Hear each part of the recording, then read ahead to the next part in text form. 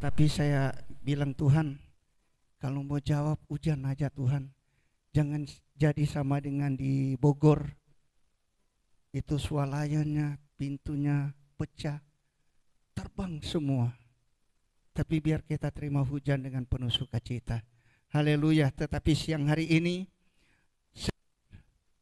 di mana siang yang ceria, haleluya, puji Tuhan. Saya percaya dengan hati yang penuh sukacita kita datang beribadah.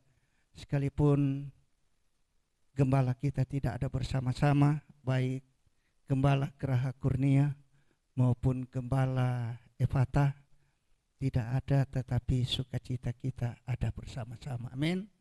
Haleluya. Ada sukacita ibu bapak dari Efata. Haleluya. Sekalipun wakil mungkin lagi terbaring dalam rumah sakit, jauh-jauh ibu gembala bilang, Pak Rudi tolong doa syafaat nanti, doain ibu gembala, wakil gembala. Haleluya.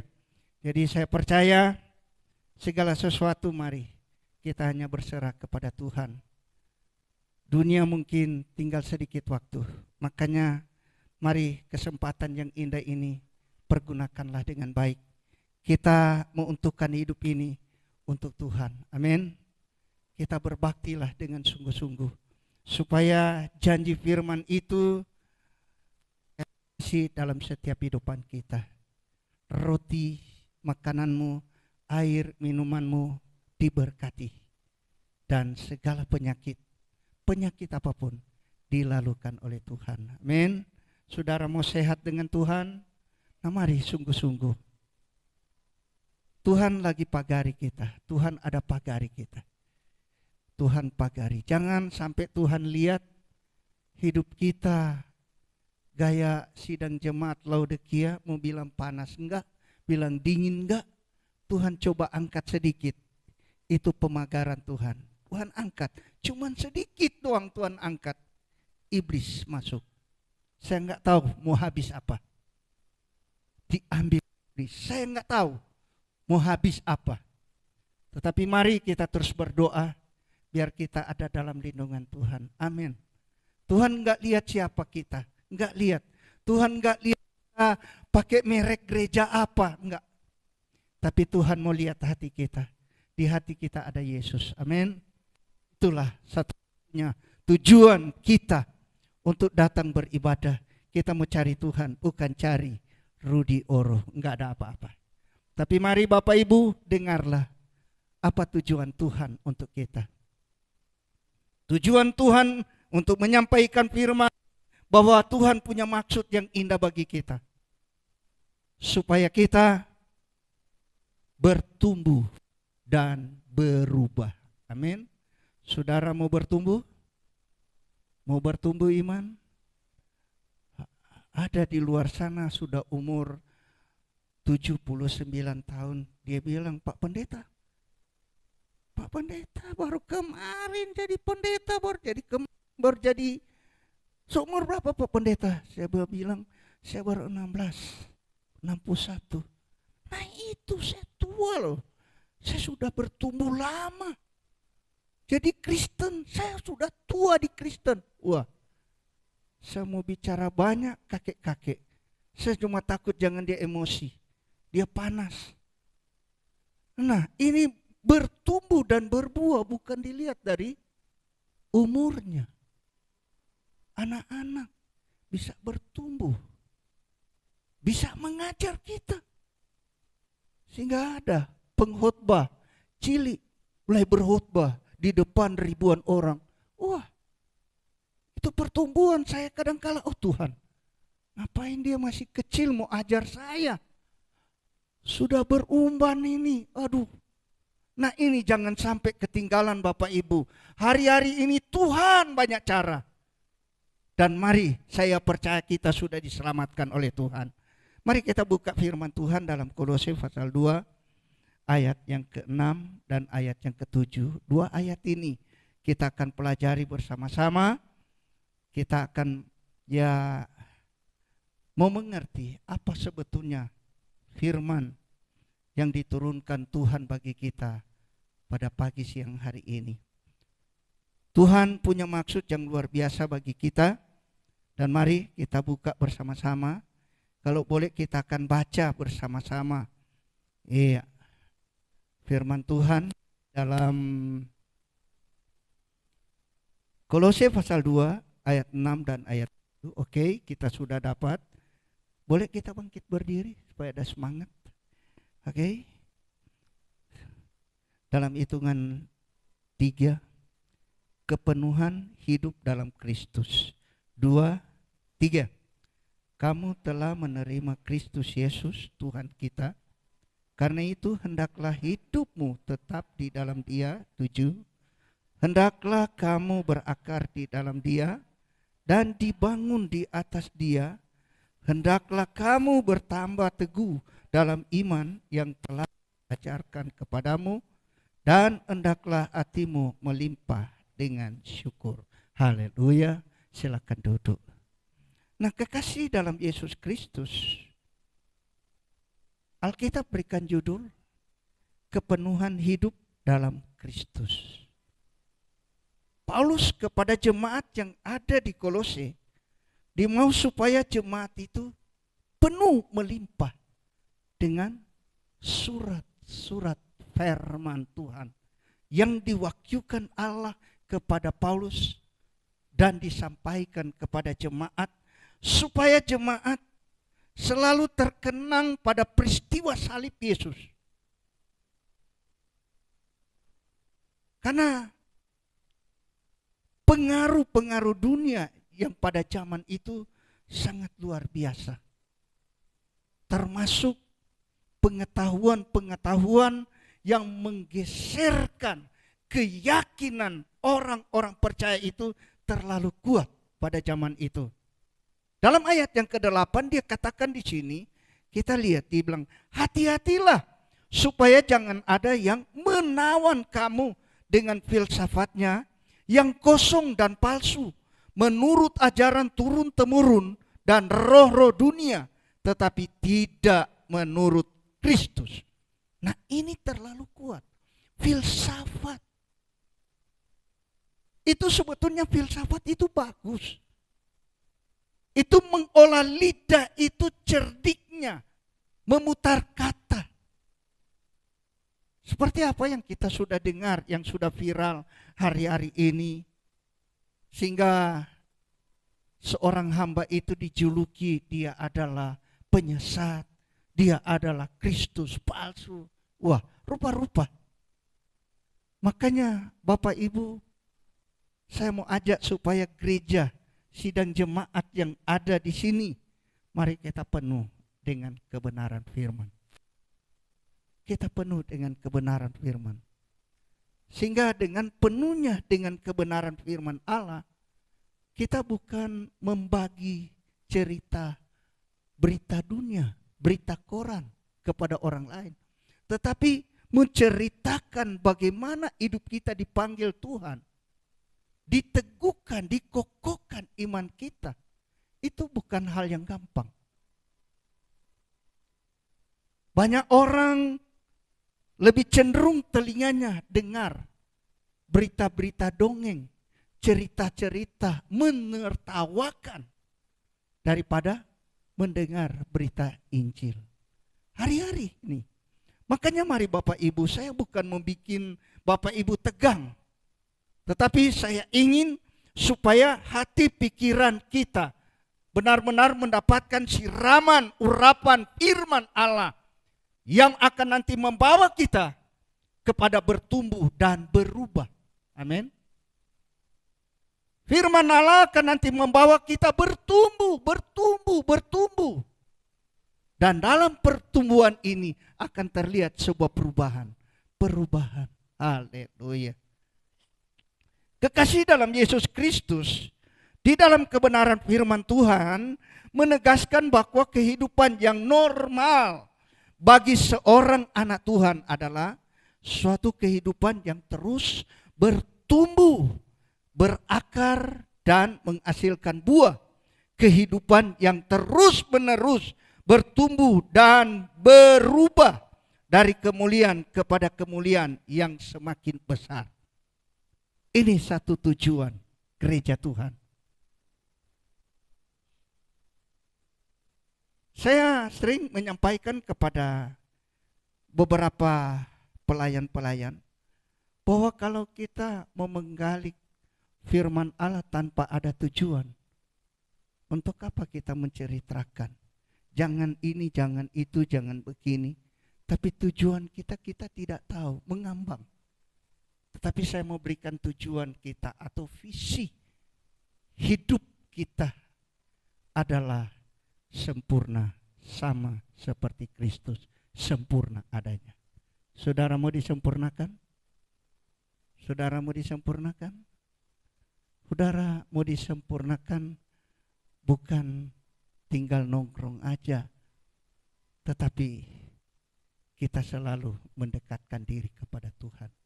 Sebab yang menyempurnakan kita itulah kuasa firman dan kuasa Roh Kudus. Dia akan nanti membentuk kehidupan kita serupa, segambar dengan sang kekasih kita, yaitu Yesus Kristus. Sementara hidup ini, hidup yang berdosa, hidup ini adalah hidup yang fana, hidup ini hidup yang tidak boleh tergores. Hidup ini hidup yang tidak boleh tersinggung. Emosi muncul. Tetapi tujuan hidup kita supaya kita mendapatkan warisan hidup yang kekal. Makanya kita perlu datang kepada Tuhan untuk terus bertumbuh,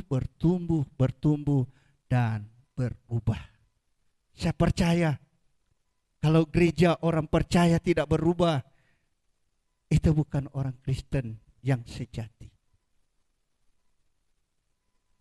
Kenapa Tuhan tidak panggil itu ahli Taurat, orang-orang Farisi yang sebetulnya mereka lebih paham kebenaran firman Allah? Tuhan cuma cari tuh orang-orang nelayan di pinggir pantai. Di bibir mulut hanya ada apa? Kata-kata kotor, maki-makian, cerita-cerita enggak keruang, cerita amburadur, hidup tidak ada masa depan. Tetapi itu Tuhan pilih. Datanglah dan ikutlah aku. Nah Bapak Ibu, Tuhan melihat hati. Ketika Tuhan panggil kita, Tuhan tahu setiap keberadaan kita. Sebab itu di sini kita lihat firman Allah yang begitu jelas mengingatkan kepada kita, kamu telah menerima Kristus Yesus Tuhan kita. Karena itu hendaklah hidupmu tetap di dalam Dia. Kita tidak perlu bergoyah. Sekali Kristus, tetap Kristus. Banyak orang mulai berpaling daripada Kristus, tetapi Alkitabnya ada di samping. Bawa Alkitab. Tetapi Kristus itu dia cuman buat ya hanya sekedar saja formalitas. Supaya orang lihat bahwa saya adalah orang Kristen. Banyak pengkhotbah-pengkhotbah yang kadang Alkitab ini hanya disampingkan.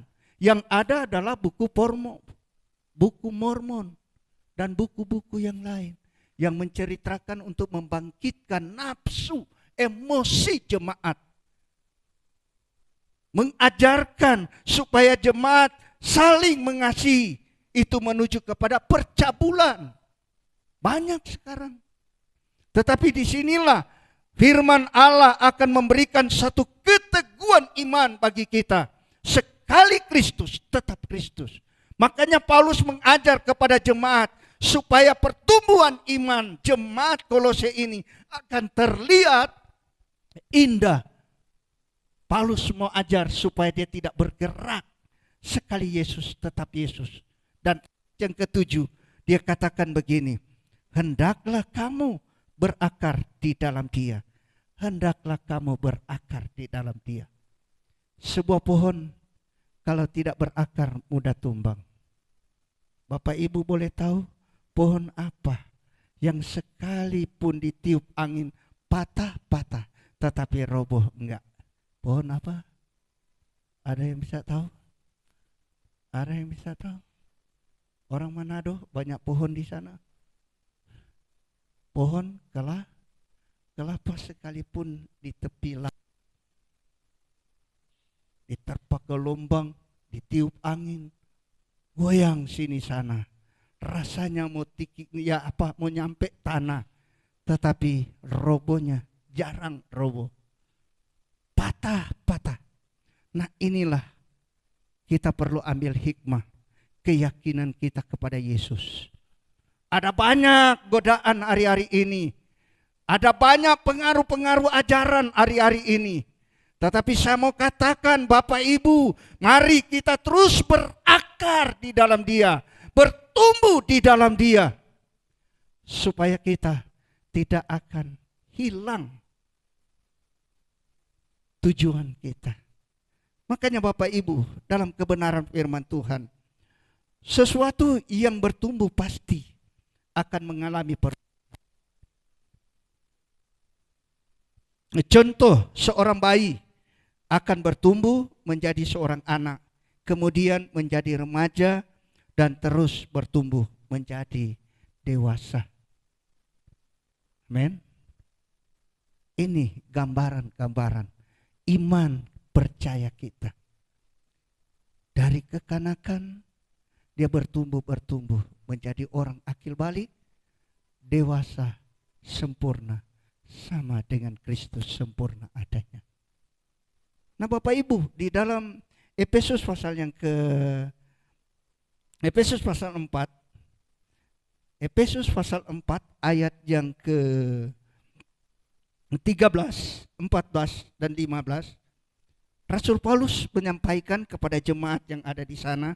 Dia bilang begini, sampai kita semua telah mencapai kesatuan iman dan pengetahuan yang benar tentang anak Allah, kedewasaan penuh dan tingkat pertumbuhan yang sesuai dengan kepenuhan Kristus, sehingga kita bertumbuh, sehingga kita bukan lagi anak-anak yang diombang-ambingkan oleh rupa-rupa angin pengajaran, oleh permainan palsu manusia dalam kelicikan mereka yang menyesatkan, tetapi dengan teguh berpegang kepada kebenaran, di dalam kasih kita bertumbuh di dalam segala hal ke arah Dia, Kristus yang adalah kepala. Nah inilah yang diinginkan firman Tuhan. Kehidupan orang percaya bertumbuh. Ayat 14 sangat diragukan oleh Paulus. Hari-hari ini gereja diragukan. Kalau ada pertumbuhan orang percaya, sama seperti dalam ayat yang ke-14, dia bilang di sini, sehingga kita bukan lagi anak-anak yang diombang-ambingkan oleh rupa-rupa angin pengajaran, oleh permainan palsu manusia dalam kelicikan mereka yang menyesatkan, tetapi dengan teguh berpegang kepada kebenaran di dalam kasih. Jadi ini yang Paulus ragukan.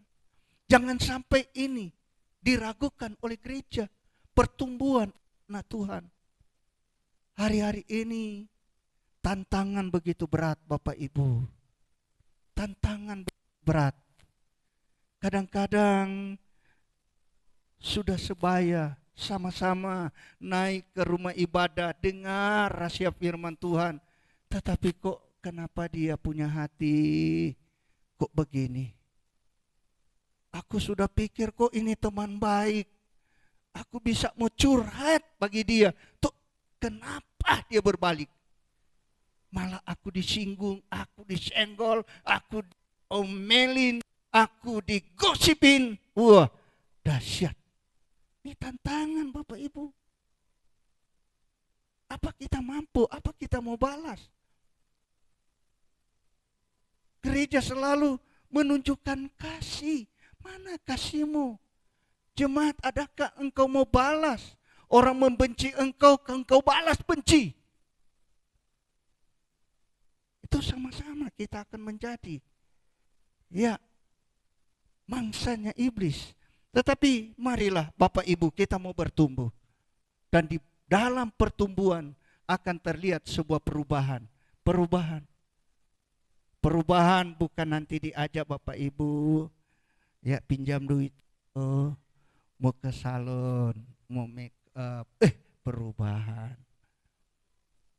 Mau pinjam duit dulu, mau ke toko baju, beli baju, mau beli baju, beli sepatu, akhirnya ada perubahannya. Bukan itu dilihat Tuhan. Tetapi dilihat Tuhan adalah perubahan hati. Dari hatimu akan membuahkan pikiran-pikiran yang positif. Amin. Kalau hati baik, tetap dia akan mengeluarkan pikiran positif dan akan berkata-kata perkataan yang membangun iman kita. Amin. Kalau hati jahat, pikiran jadi jahat, perkataan lebih jahat. Wah, haleluya. Tapi gereja mau berantas hal itu. Mari Bapak Ibu kita sama-sama memberantas. Saya berdoa biarlah Roh Kudus beri kekuatan untuk kita untuk menangkal segala-gala yang menghambat untuk kita bisa berdiri di pintu gerbang surga. Haleluya. Emosi menghambat, kebencian menghambat, dengkian menghambat, cemburu menghambat. Apalagi. Makanya marilah kita perlu membangun kehidupan kita. Membangun. Jadi kita bangun hidup iman kita. Biar bertumbuh. Bertumbuhlah sebuah pohon yang baik dan akan mengeluarkan buah yang baik. Amin. Saudara mau bertumbuh? Sekali lagi, mari kita bertumbuh. Gereja harus bertumbuh. Sebab menantang hari-hari yang akan datang ini. Hari-hari yang penuh dengan tantangan. Hari-hari yang sebetulnya kita tidak mampu. Kita tidak kuat. Anda akan nanti berkata, lebih aku nongkrong di rumah sendirian daripada aku akan bersama-sama ke gereja. Aku tidak mau, aku mau diam aja. Itu kalau orang nggak kuat. Kalau orang nggak kuat hadapi tantangan hari-hari ini. Apalagi kita lihat masa-masa ini penuh dengan peperangan. Makanya mari sekali lagi kita perlu memperhatikan apa yang dikatakan oleh kebenaran firman Allah. Firman datang membangun dalam kehidupan kita. Di sini ada firman Tuhan dalam 2 Korintus pasal yang ketiga ayat yang ke-18. 2 Korintus pasal 3 ayat yang ke-18 dia bilang begini. 2 Korintus pasal yang ke-3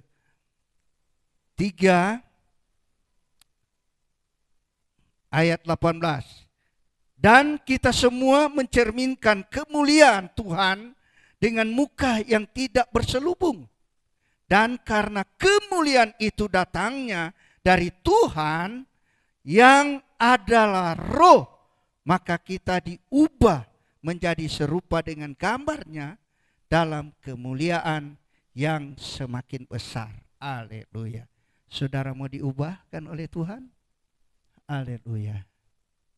Mari Bapak Ibu, kita luaskan Roh Kudus bekerja dalam hidup kita, menuntun kita kepada kebenaran. Dan dari kebenaran sendirinya akan mengubah hidup kita untuk menjadi serupa segambar dengan Kristus. Haleluya. Itu tujuan kita. Tujuan mempelai Kristus.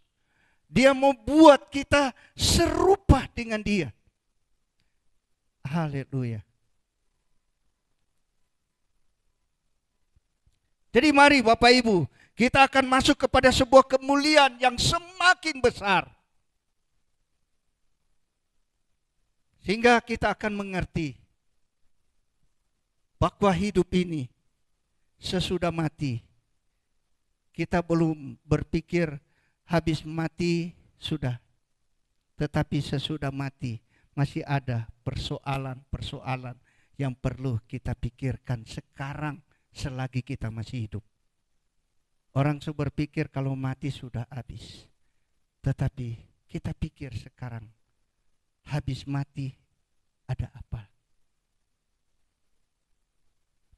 Iya, jika engkau mati, hidupmu kemana? Mau kemana? Ada dua jalan, ada dua pilihan. Mati, hidup, lebar, sempit. Ini loh kita pikirkan hari-hari ini. Bapak, Ibu, kadangkala supaya untuk membangkitkan kehidupan iman, kehidupan rohani, untuk semakin cinta kepada Yesus. Coba kita terus berangan-angan. Seandainya kita rajin ke gereja, kok cuma dapat masuk di daerah yang panas. Gak ada arti. Tujuan kita mau surga. Tapi tujuannya lain. Nah, ini ada apa? Tapi Tuhan mau menginginkan kita sebagai orang percaya supaya kita benar-benar memberi hidup kita kepada Tuhan, supaya kita ini bertumbuh, berakar di dalam Dia, dan kita selalu teguh di dalam Dia. Dan jangan sampai kita terombang-ambing, terbawa arus pengajaran-pengajaran yang membingungkan gereja hari-hari terakhir ini. Banyak jemaat kadangkala datang, Pak Pendeta, kok kenapa pendeta A bilang begini, kok pendeta B bilang begini? Kira-kira bagaimana tujuan kita, Pak Pendeta? Ini semua pada bingung. Gereja memberitakan surga, tetapi cara beritanya bagaimana? Saya dengar dari penceramah-penceramah dari seberang. Dia berkata, kenapa sampai kita sebetulnya satu agama ini kok saling berantem? Dia bilang, yang dia dapati di situ ternyata perbedaan-perbedaan tafsiran. Banyak orang Kristen satu Alkitab yang kita pakai, tetapi tafsiran-tafsiran yang berbeda-beda. Makanya awal-awalnya saya paling benci sekali bilang tafsiran. Kalau tafsiran berarti ini akal manusia masukin dalam kebenaran firman untuk diceritakan kepada jemaat. Kita harus begini jemaat, kita harus begini supaya jemaat mendapatkan inti hidup diberkati. Sampai Tuhan semua datang, hidup kita tidak pernah diberkati. Datanglah pada satu khotbah meyakinkan, jika Anda setia, Anda akan dapat sembako. Betul, seminggu kemari datanglah sembako. Berjuanglah ke sana semua jemaat, gereja-gereja kosong. Yang punya sembako, bawa semua kita. Kita nggak ada sembako, habis tinggal khotbah kursi. Ya ini zaman sekarang. Ada teman saya, dia mulai ngomong, Pak Pendeta, saya sudah sampai 3 kali baptis. Wah, saya bilang, kok kau nakal benar. Kenapa sih kau baptis? Ya karena saya merebut sembako di sana, Pak. Kalau enggak dibaptis ikut mereka, enggak terima sembako. Karena saya lapar, apa boleh buat, saya baptis lagi. Dan hari itu saya didaftar sebagai jemaat ini. Saya dapat sembako. Oh, damai di surga. Bapak Ibu, kalau cuma takut lapar, wah berarti neraka. Tetapi mari, supaya kita tidak goyah, bertumbuhlah, berakar, supaya kita tidak tergoyahkan. Mana imanmu? Orang percaya punya iman. Hari ini engkau tidak peroleh, besok tidak peroleh. Saya percaya seterusnya kita akan peroleh.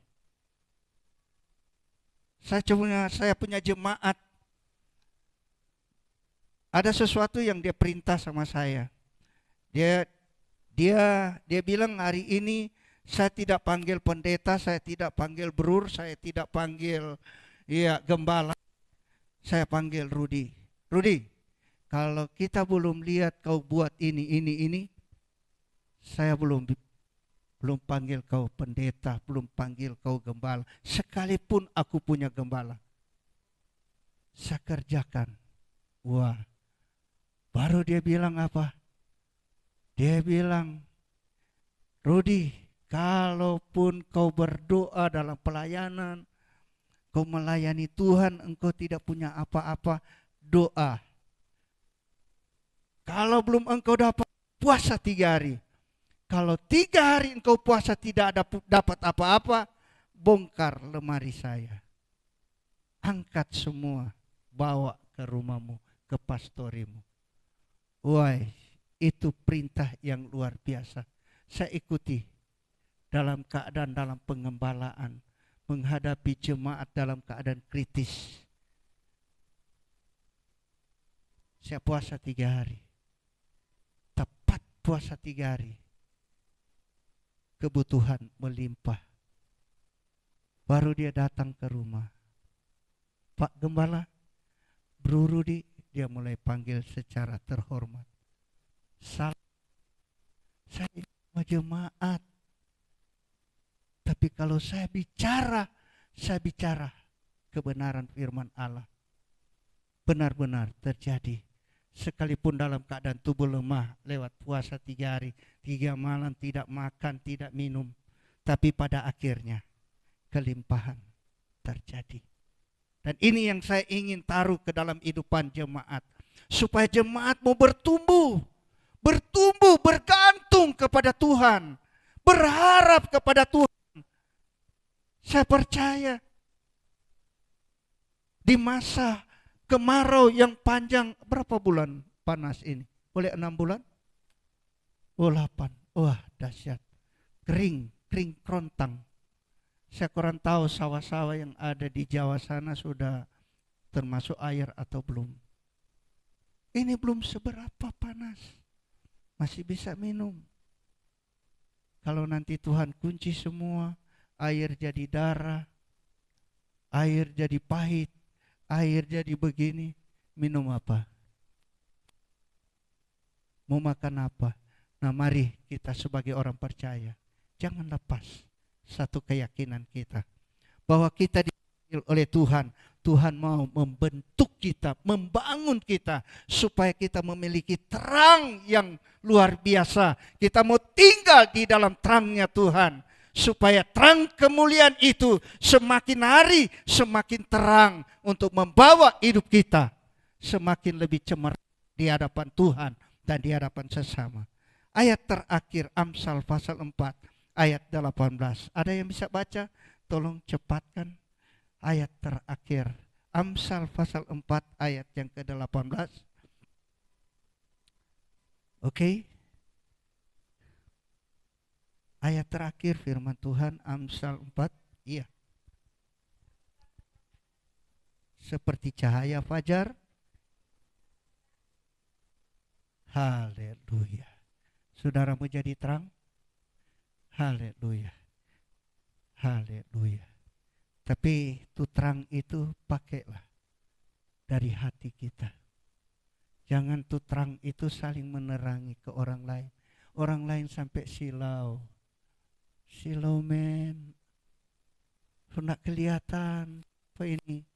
Tapi itu terang itu kalau ada di hidup kita akan terlihat. Terlihat. Wah. Terlihat bahwa ada gambaran Kristus dalam hidup kita. Nah ini harus waspada. Yang kita harus waspada, hati-hati berjalan. Jangan karena kita sudah di dalam terangnya Kristus, terang sudah bercahaya. Weh asal bawa hidup kita. Lu siapa? Hei, lu baru kemarin. Weh, sudah anggap diri kita ada di atas. Dan mari perlu belajar apa arti rendah hati. Rendah hati sama dengan orang lain lebih utama dari diri kita. Amin. Amin. Saudara boleh berkata, itu Rudi lebih utama dari saya. Haleluya. Pak Domson lebih utama dari saya. Saya kalau lihat orang, kadang-kadang, waduh Tuhan, sampai terus masukin, aduh, sayang dompetku kosong. Saya sampai hari ini saya terus berdoa, Tuhan saya rindu memberkati siapa saja. Apa rindu. Sampai saya kadang kala berdoa begini, Tuhan kirimlah Tuhan orang-orang pengusaha yang diberkati Tuhan, memberkati saya. Saya ingin memberkati. Saya ingin memberkati. Tapi apa daya, yang ada di rumah cuma nasi kuning. Kalau ada yang mau ke rumah, harus datang pagi-pagi sekali. Jam 5 sudah turun, jam 7 kosong sama sekali. Habis. Iya. Makanya Bapak Ibu, biarlah kita saling menyatu hati kita, saling berdoa satu dengan yang lain. Kita adalah keluarganya Tuhan. Entah ada dari Bekasi, entah ada dari mana, kita ini adalah keluarga darah Yesus. Amin. Keluarga Tuhan, keluarga kerajaan Allah. Puji Tuhan, Tuhan memberkati firman-Nya, dan mari Bapak Ibu kita, ya saya ajak WL singer for my music. Haleluya.